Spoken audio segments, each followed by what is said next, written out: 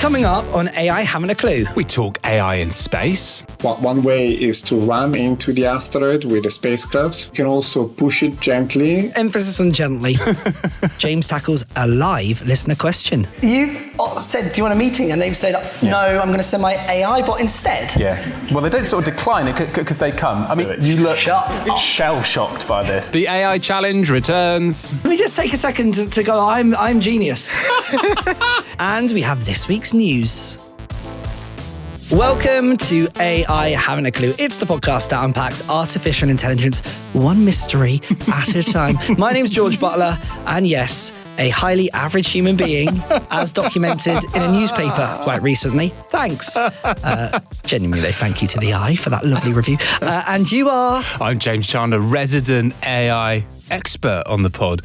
Increasingly getting caught up by George, though. Maybe we'll get into that later.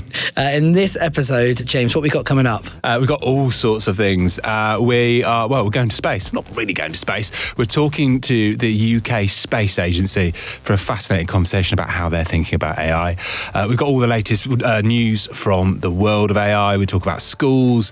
We talk about work-life balance. And we talk about another one of your flaws, which you love to find as well with Apple. Another flaw. Interesting. Plus, the AI challenge is returning, and we'll be blasting off to space. Very good. Very nice. The special. And yeah, our listener question goes live because the other day we had the honour for the first time ever to take this podcast to a live audience, 300 people at the Engage conference. It was good fun, wasn't it? Yeah, it was sort of like on home turf for me. It was quite bizarre wearing two hats at the same time. So Engage is a big sort of tub-thumping, celebratory conference, really all about digital advertising. The theme was about creators and content. And it felt kind of perfect for us to do. So it was kind of like what we do here, slightly more compact.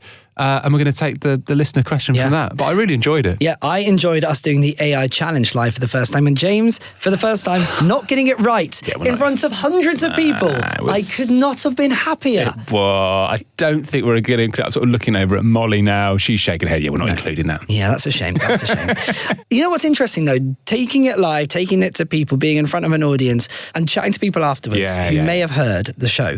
It's really interesting hearing what people are saying about AI and the way that I think people are starting to adopt it a bit more and understand it a little bit more. When you chat to people who may listen to this podcast, what's the reception, what's the reaction that you're getting? I think it's mainly from people that I don't work with, actually, kind of outside of my world. So I hesitate to call them normal people, but people who aren't in this kind of media bubble that I'm in, who are probably a bit more exposed to it, like genuinely learning stuff about some of these big companies. We talk about Google, we're talking about Microsoft, OpenAI, and then, the stuff that goes down really well is this slightly more frivolous and fun stuff, the fact that AI can't tell time and things like that. But I mean, you were talking to people at Engage as well. I mean, what are people saying to you? Well, I think sometimes people who definitely haven't heard the podcast, but maybe have seen that we have this podcast, think I know a thing or two about AI. Yeah, they couldn't be more wrong. But I think that's the interesting thing, is that they're really curious about it. And there is this mutual appreciation that we need to understand what's going on in this world. And that's the thing that I'm finding really interesting, is that people seem to be getting on board with going, what is this thing all about? What do we need to learn? And look, hopefully that's what this podcast is all about. Yeah, for sure. Right, let's kick off now with what's been making headlines in the world of AI this week. Now, James, I'm all for finding a little bit of a flaw in AI. I don't love it to be too perfect, and Apple are helping me out. Apple have released a paper that is suggesting that AI reasoning models, and I'll come into the explainer in a minute, have limits when it comes to solving complex problems. So there's a whole furore. People are getting very excited about AI reasoning replacing kind of the way humans think about things in a really logical way. So you've got two things. You've got large language models, which is the idea that models, they predict the next word. That's what they're trained to do. So your sort of classic chat GPT thing. So they take loads and loads of text and they can just give you a response really quickly. Large reasoning models are this kind of newer breed, and they are specifically trained to reason. So they don't just spit out an answer. They go through kind of this thinking process, which you can actually see on the screen. And they can do really difficult, complex things, kind of like what humans can do. So could you give us an example of the reasoning side of things and how it might work in practice? So kind of just like a chain of thought, the way you would self-check things. So if someone asked you like a complex logic problem, in your brain or maybe even out loud, you'd be kind of going through, well, yeah, does this fit with this? Or I'll write this thing in. Like anyone who does like Wordle or a Sudoku or something like that, you might make a few guesses, scribble it out and do right. That's what these kind of reasoning models are doing. So that they're trying to mimic human logic. Now, Apple have released this paper. It's called The Illusion of Thinking, which is a bit cheeky in a way. They're basically saying these models don't think. Everyone's getting a bit too overexcited about this reasoning thing. They're not actually that good. They're doing a really good impression of it. They basically looked at some of their competitors. So you've got Gemini in there, which is Google's, OpenAI's, their whole O series. Apple are saying they do really, really well on simple tasks, but when it comes to complex tasks, they bizarrely just stop trying altogether. They kind of give up. It's weird. And they actually they use less tokens rather than using more. What do you mean? Yes, tokens? So tokens are like the Lego bricks of language models. Everything that AI has done is built on tokens. So it doesn't read sentences. It breaks all the words down that you ask it and it puts it into tokens. So you would think for really complex things, it's going to use more tokens. For stuff that's really easy, less. But this is what Apple are saying. It's flipped. It's actually these competitors are using less tokens with these big complex problems, and they're kind of like giving up. It's like having an arm wrestle and realizing you're going to be beat and just letting the other person win. So I'm pretending I understood that. Apple, am I right in saying, are a little bit behind in the kind of AI race? Is that right? And why are they doing this? What's going on? Well, they wouldn't say they are, but there's a kind of a belief that maybe they're not advanced as some of those. So they're kind of gearing up to get into this AI arms race, specifically around this reasoning model. So kind of classic Apple playbook. This is what they do really well. Apple always play the long game. That's their move. There's loads of examples from where they kind of don't jump into these trend things or what everyone else is doing. They let everyone else kind of spend the money, get the headlines, and then they'll wait and see what to do. They did it with privacy and tracking. So all of the big tech platforms were using data to target people. Apple came out and said, actually, we're going to ask people if it's all right to kind of track their data. If you remember back to when the iPad first came out, they were under huge pressure to put like a USB port on the iPad, but they resisted. They were like, no, we think the future's about cloud computing. They're happy to sit back and wait. So this is classic Apple playbook. They're trying to kind of control the narrative around what these reasoning models are going to be capable of and do before they get into it. So they want to do it on their terms, which is a very Apple thing to do. Interesting. Now, we've been talking recently about AI in schools. So there's been questions about AI helping people with homework, helping students with homework. Equally, how some colleges in the States especially are turning back to handwriting essays because obviously AI can be used to cheat. There is a new breakthrough in education that has come to light this week. Yeah, I love this. The teachers are basically going to get help with AI tools to help do all of the stuff that takes up their time, which means they're not doing face-to-face kind of in real life learning with their pupils and their students. So if you think about it, teachers mainly at kind of primary and secondary schools, they have this thing called PPA. Teachers will be nodding in violent agreement with this. Planning, preparation, assessment time. It's built into their day, but it's time where they're not teaching in class. So they're doing things like marking, they're doing things like lesson plans and lesson prep. If you can get AI to do all of those things, teachers are going to spend more time in classroom with students doing the things we actually think they're doing and probably the things they like. So I love this story. It's a really good use case and application of AI. It is, but... here we Hurrah! But is there a slight irony in schools going, oh, no, AI, don't you use AI in your homework? Oh, stop using AI. It's not the world. You need to learn. And then going, well, we're going to use AI to mark everything. Is there a bit of an irony there? The irony is not wasted on me. I think the good kind of outweighs the slightly 2 points that are in conflict. But I just imagine if like 90% of all that stuff, and we've talked about it in the work context, like expenses and timesheets and all the stuff that we don't want to do, if you can give that to AI to do and find a way of just doing more with students, I think that's a really good thing. Particularly, I think budgets are really tight.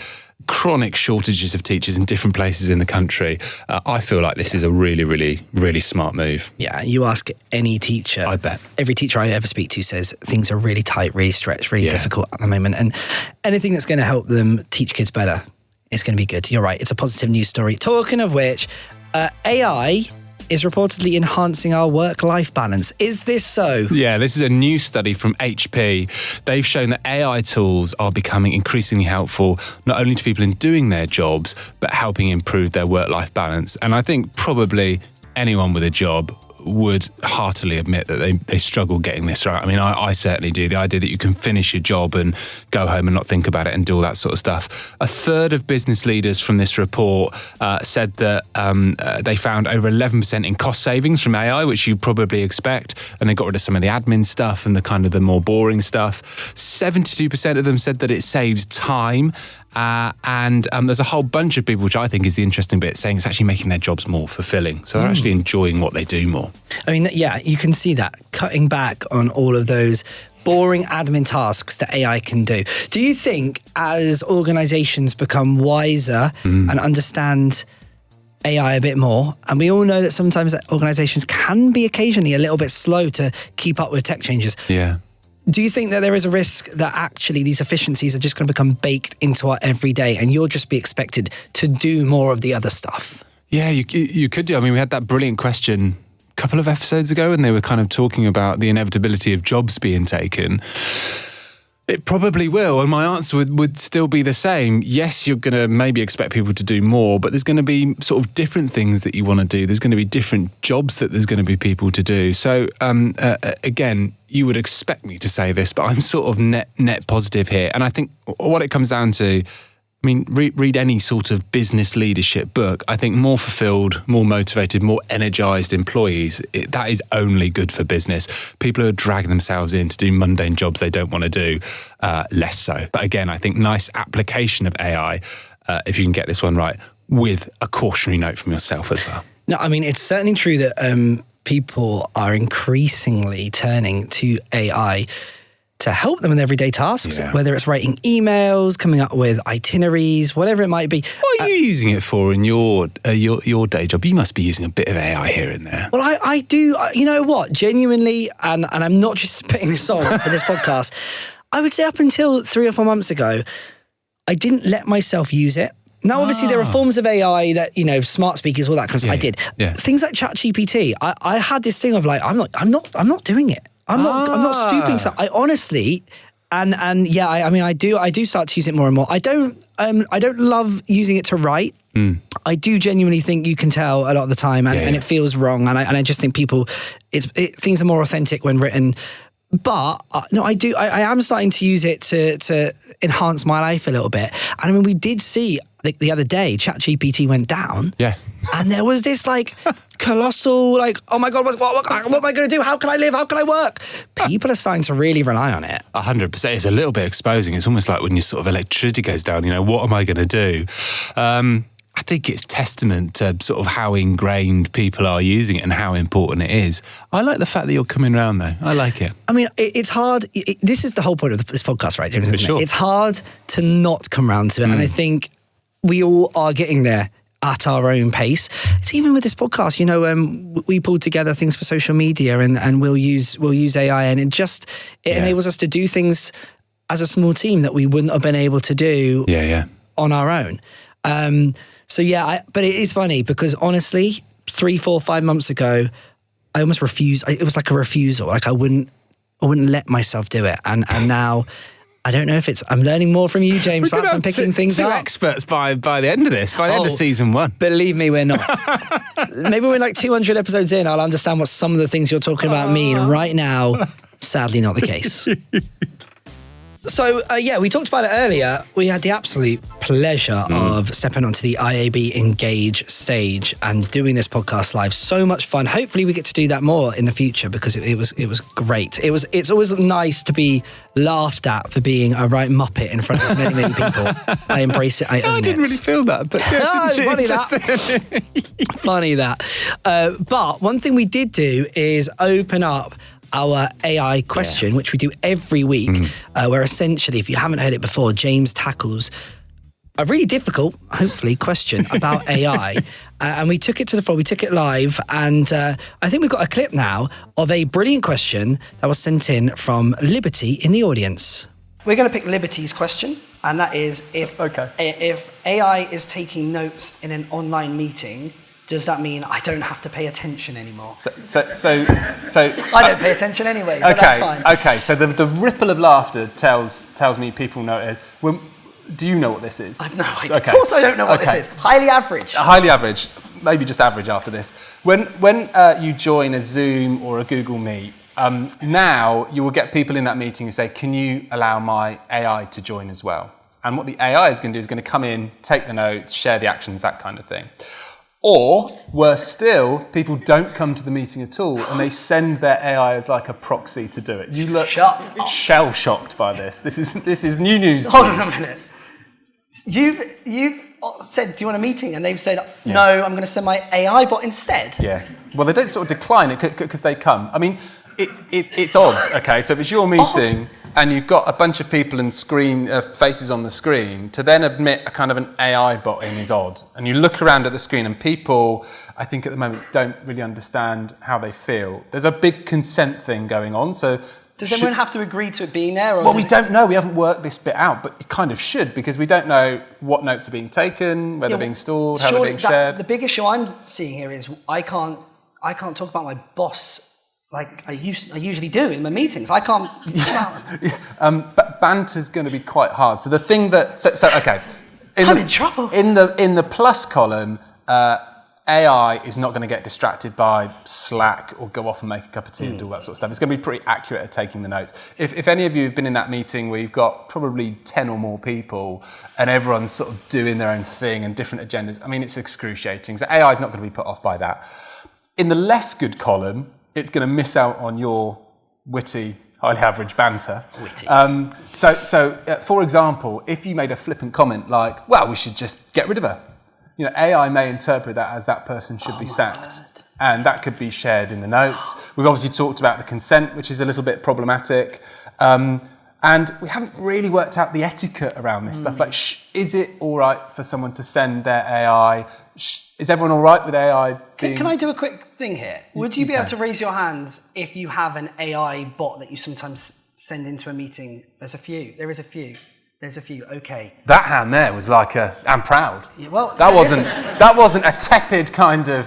It's probably going to be one of those things that in 6 months' time, it's like, yeah, well, you don't have one. You're losing out. So. What if you're running the meeting and it's just 30 AI bots and you? No humans ever listen to me in meetings, so effectively nothing has ever changed. Thank you for that, Liberty. To answer the question, because that's the point of the thing, isn't it? To answer the question, Libby, is yes, you do need to still pay attention. I don't think we're going to be in a world where you just sort of send the iBot to do it for you. As you said at the start, the most interesting thing we're hearing on the pod is humans have still got their hand on the tiller. They've still got that oversight. This is probably no different. I will say, live on stage, you did a very good job there. Yeah, you keep this coming. I'm sort of kind of enjoying it. It was a nice question, actually. And I was fascinated by those hands that shot up when you asked them who was sending AI bots to meetings. I mean, there are a lot of hands. Some people unashamed. Yeah, I am. I've been telling people literally for the last few days since we've done that event all about it and like how many people are in the audience that have them. I am still shocked by it, still baffled by it. I think it's, I don't know if I said this on stage, but I think it's kind of rude. I think if someone said they were sending an AI bot instead of actually turning up, I think it's a bit rude. I want to be there when you get your first one. At some point, it's going to happen to you, and you're going to be so conflicted. Like, do I let this person in? Do I not? I'm going to let it in, say something a bit nasty to it. Let it in. And then be like, email this to James. It'll probably come from you. You'll probably send it in like one day into the podcast because you can't make it. You're channeling your Sergey Brin again. You're going to be mean to it. I'm going to be mean to it to get the most out of it. We've learned that from Mr. Google. Now, of course, if you have an AI question that you would like to put to James, you know, I'm going to say it. Make it as tough as possible. Make him sweat in that chair, please. You can get in touch with us loads of different ways. Email aihaven'taclue@gmail.com. And we're on all the socials, so you can just leave us a comment. You can find us on Instagram, on LinkedIn, the very professional network. We're on TikTok. The tickety-tockety. Tickety-tockety and the stackety-stickety. Yes, Substack, we're there.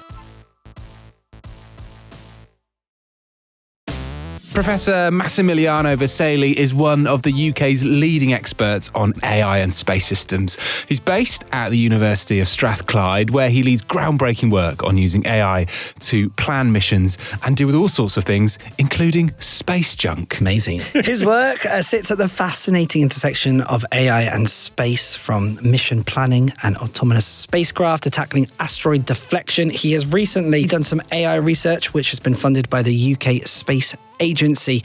And in this conversation, we're going to explore how AI is not just supporting space exploration, but actively shaping its future. Thank you so much for joining us. You're Professor of Space Systems Engineering at the University of Strathclyde. You're also Director at the Aerospace Centre of Excellence. For those who may not understand the titles, sort of thinking of George here, Me. Can you explain to us what you do? Space systems is pretty much everything that we launch into space, including the rocket itself, or whatever you use to control what we launch into space, or receives data from what we launch into space. Okay, so systems is pretty much everything that has to do with space. In particular, I cover one aspect, which is how things are moving in space. So orbits and which trajectory spacecraft follow in space to go, for example, from one planet to another. There's a couple of reasons why I'm not sure I could do your job. Firstly, because I'm not clever enough. Secondly, because I don't think I'd be able to get any work done, because I would just be looking at my colleagues all day going, it's not rocket science, and laughing. But when it comes to AI, what's the exciting things that's kind of changing the way in which we work, and I guess moving on from traditional systems? Well, there are many things that are happening, and I have to say that one thing in particular is that we are trying to understand how much AI can actually help. Nowadays, AI seems to solve everything, from making coffee in the morning to, controlling spacecraft. Certainly, one thing is processing data. So you have a lot of things that are flying into space that are generating a lot of data. We need to make sense of what is generated, so how we can actually use this. The other thing that is happening is a kind of byproduct of the use of ChatGPT and alike. That is interesting because it changes the way we communicate with machines, but also how they communicate back to us. Everyone probably has some form of experience with agents that are helping, like Siri on a phone. You can talk to now a machine, and that machine can do something. So we are, in fact, developing artificial intelligence agents that are communicating with us through text, or we can talk to them. And they can assist in designing new space missions. They can assist in operating existing spacecraft and making sense also of what is happening in space. To give us a sense, we've talked a bit on this podcast before, specifically about the UK. And the UK government have a very pro-innovation agenda when it comes to AI. Clearly, space isn't just limited to us. Lots of things happening in AI in China, a huge amount of things happening in the US. Help us understand the role that the UK is playing. Where are we on the kind of the world stage when it comes to AI and space? I think that we are right there where we should be. We could do definitely much more because it's an emerging field. We definitely need to invest more, simply because there are other countries that are moving quite fast with the development of AI applied to space. There is a lot of interest in managing traffic in space, for example, or understanding what happens to the space environment around the Earth. That is a critical aspect in which AI can certainly help. But it's important that we master the use of AI because the space environment around the Earth is quite a fragile environment. And we need to use it properly. Now is a critical point where the UK can really take the lead, or at least be at the forefront, because things are moving very fast. So how do you go about bringing in change and embracing AI and what it can do, but also looking after literally the planet and making sure that we're not rushing things or doing things that are unethical or unsafe? There are certainly a lot of problems with the ethics around the use of AI because, just an example, we currently have a problem trying to identify responsibilities for what happens in space, right? So suppose that something is crashing in your satellite and you lose a service, and that causes an incident on ground.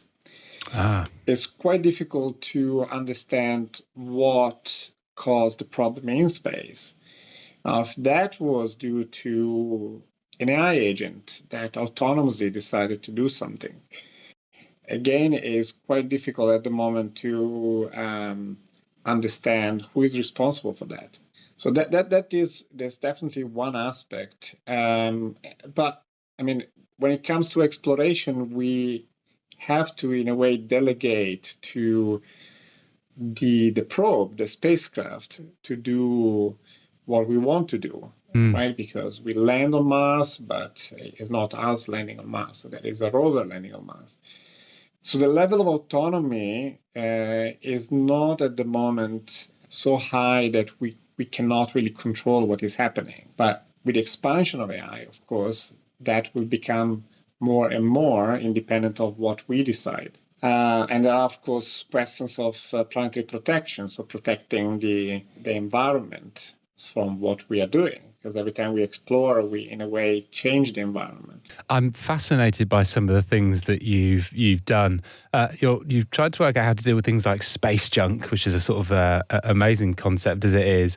And you've worked with the European Space Agency to try and remove debris and even deflect asteroids. Tell me about how you think about deflecting asteroids, and has AI got any sort of role here as well?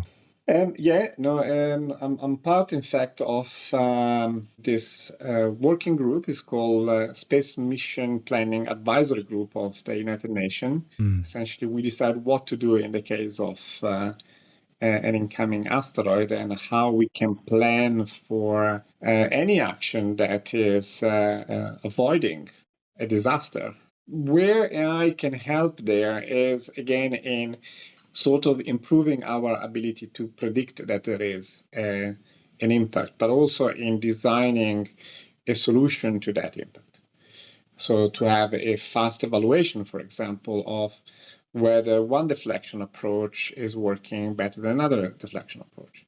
So we completed, in fact, in March, an exercise together with NASA and other countries that are part of this Space Mission Planning Advisory Group, in which we try to deflect an asteroid, a pretend asteroid, to see how well prepared we are.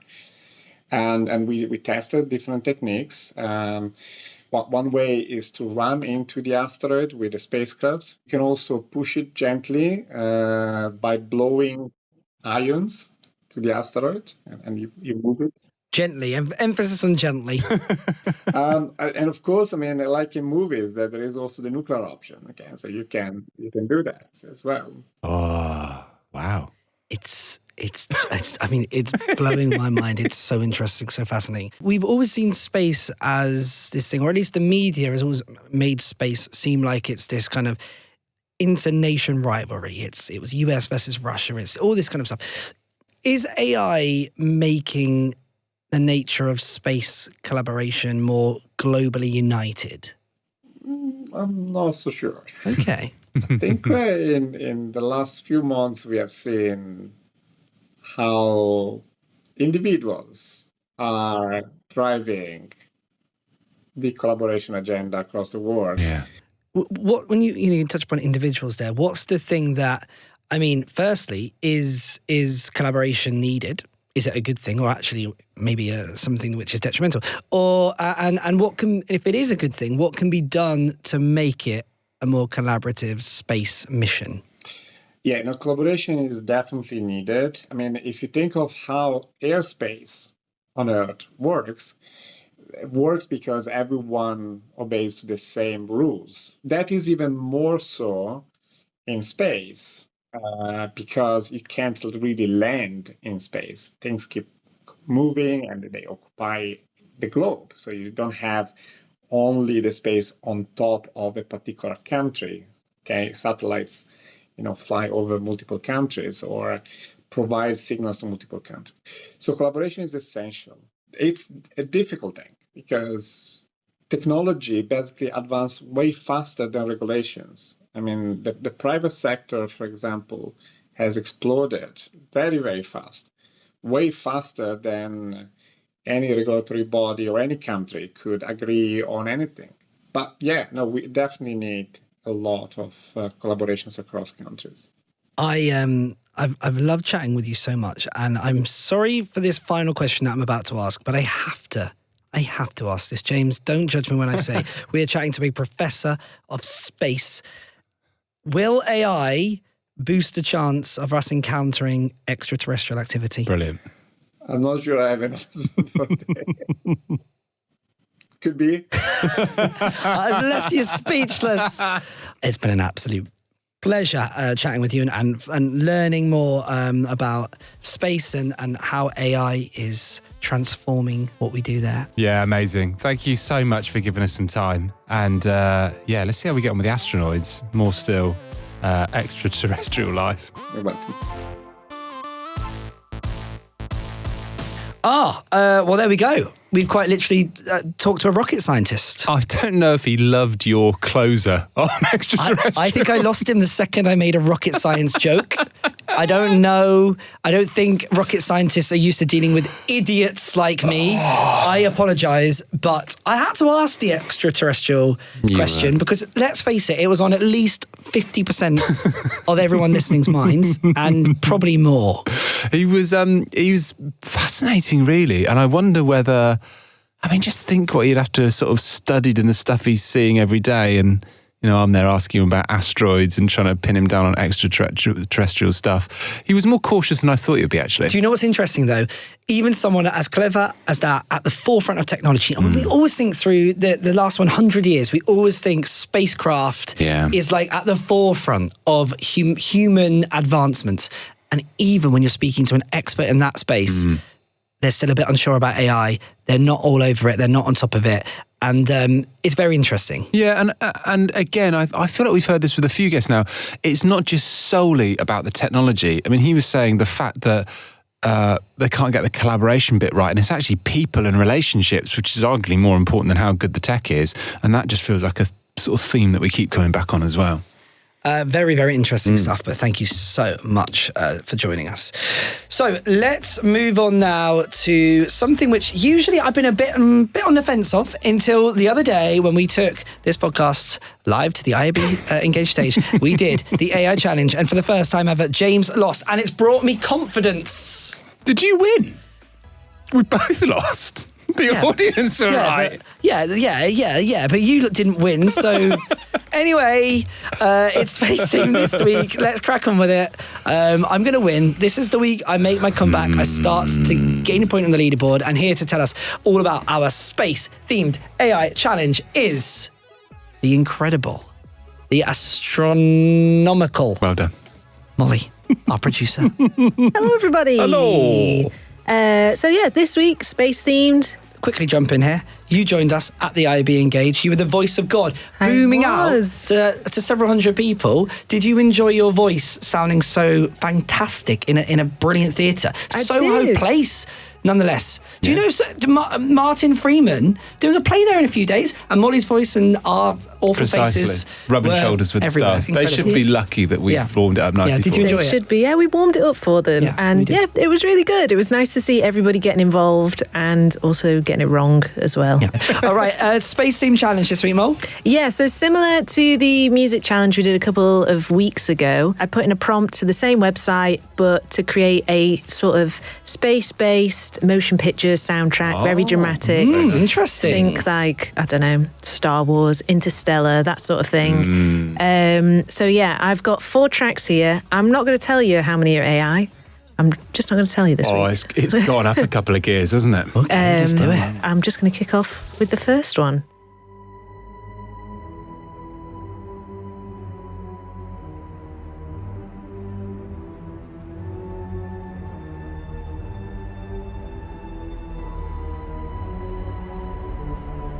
More dramatic.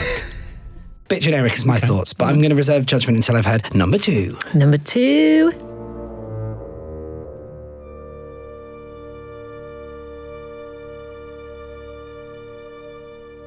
Not sure about that. Is that space? I'm trying to place No, it. I can see you putting like otherworldly sounds into ChatGPT and that coming back. Maybe. I'm ruling that out for me personally. Yeah, on the fence for that one. End of Midsummer Murders or Yeah, Lord like of the Rings, Fellowship of the Ring. Yeah. very much like ITV Sunday drama. Yeah. No, let's say number 3. Okay.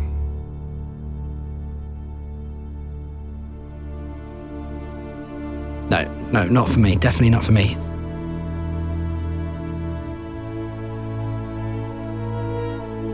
Not for me. We'll see. Not for me. I think that sounds. I can just see the prompts of space and like a Hans Zimmer ripoff right there. If that is a real person that's made it, I'd be worried that Hans Zimmer is going to. I'd be worried that Hans Zimmer is going to be suing me. For calling him Unzipper.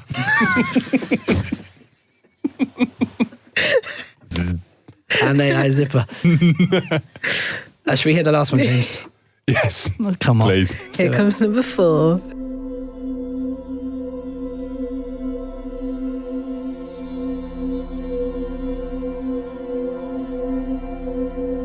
I'll give you a hint, seeing as you mentioned Hans Zimmer. The one or ones that are not AI are by Hans Zimmer. Right. Oh. So maybe Hans Zimmer. Oh my goodness! Can we just take a second to go? I'm genius. You've been banging on about your genius. I've just called Hans Zimmer on this, and I've beaten the game. Space is not my specialist subject. I don't think that. I think the last one is AI because I do think it sounded very monotone and flat. So you've ruled. I've ruled 2 and 4 out. Molly, can we say multiple that are real? You can say multiple, but I won't tell you. Giving nothing away. Okay. Yeah, nothing's given away. I think 1 and 3 are the real ones.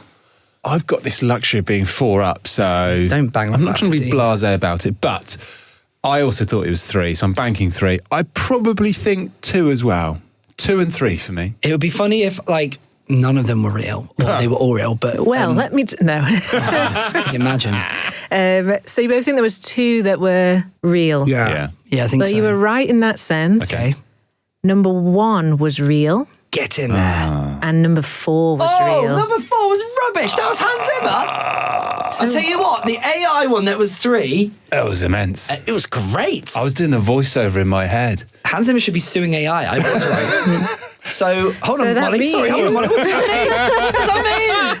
Yeah, you know what it means. Come on! Get in there! I'm on the leaderboard, baby! Christ. Oh, wow. He's not going to finish. How with does that no feel? qua. How does that feel, baby? Come on. That's a shame. Great. That's Well, a that's shame. really, really good. I am celebrating. It is a bit like being 4-0 down in a football game, scoring a goal and doing a knee slide in front of the away fans. Pick up the I am ball and still get on being with it. battered, but I have hope. James has lost twice in 1 week, and that brings me joy. And I think on that note, we should maybe say goodbye. On the news next week, Hans Zimmer sues AI. Thank you so much to our brilliant guest today, James. Would you like to do the pronunciation for me? Yeah, thank you very much to Professor Massimiliano Vasile. Lovely stuff. Of course, if you have a question for James that you would like him to tackle next week, drop us an email or leave a comment on the socials. Also, don't forget, if you would like to subscribe or rate us and help our algorithms, you've listened to the end. We are so grateful for it. We'd be even more grateful if you did that. A huge thanks to Team AI Haven't a Clue, our brilliant producers, Molly Carter and David May.